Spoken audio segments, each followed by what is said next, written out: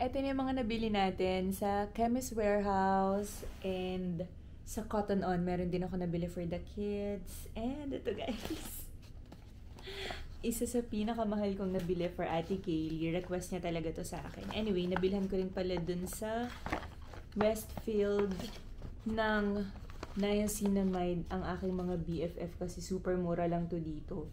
Ako nag-introduce nito sa kanila, niacinamide serum, pero hindi ko na to ginagamit.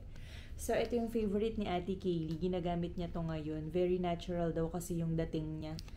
This is for lips and cheeks na pa-cream siya eh. Cream type siya. So, kinakamay-kamay lang. Shade nito is powder pink. Huwag niyo nang tanungin kung magkano kasi mahal talaga siya. Mahal siya. Mahal siya guys. Mahal siya. So, ito naman, nabili ko sa Kohl's for Caleb. Ito lang ang uwi ko ata kay Caleb. Kasi nga wala akong makitang Thomas eh.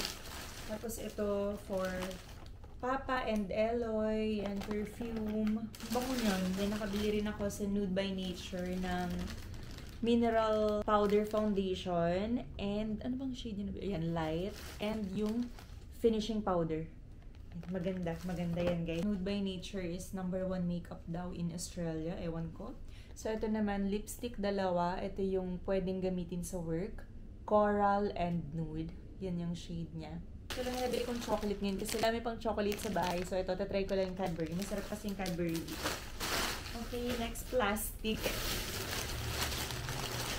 Ito naman, pinagbababaran ko ng braces ko. Kaya, yan, super mura dito. Sa Shopee ako bumibili pero hindi yan yung brand. Ibang brand. Of course, my Fairs. Super mura din to dito. Yan yung pang pimple. Dito ko rin binibili yan. Super mura. Ito, gagamitin ko ulit siya. Effective. Nakatulog agad ako after 30 minutes. At ito ang bili ng ating Dear. Yan. Perfume din. Bang, grabe. Ito, medyo mahal ang bili ko dito. Hindi na ako bibili ito next time. Mas mura sa Shopee. Ng mga 20 pesos. Ito naman, super mura dito. Moisturizer. Ito yung ginagamit kong moisturizer everyday. Nakabili ako ng perfume for myself.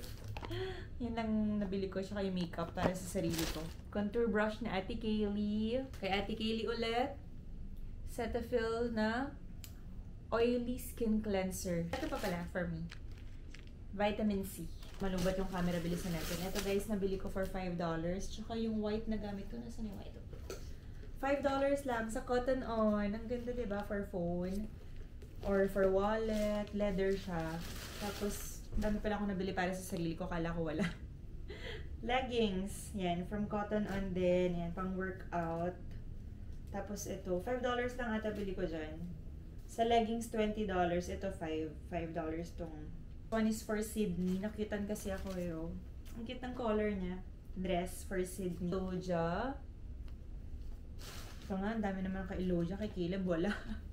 This is for Elogia din. And yun pa, ito. Nabili ko dun sa Market City sa baba. For Tita. Ayan, ang cute no? For Tita Evie. Ito nga pala for Mama.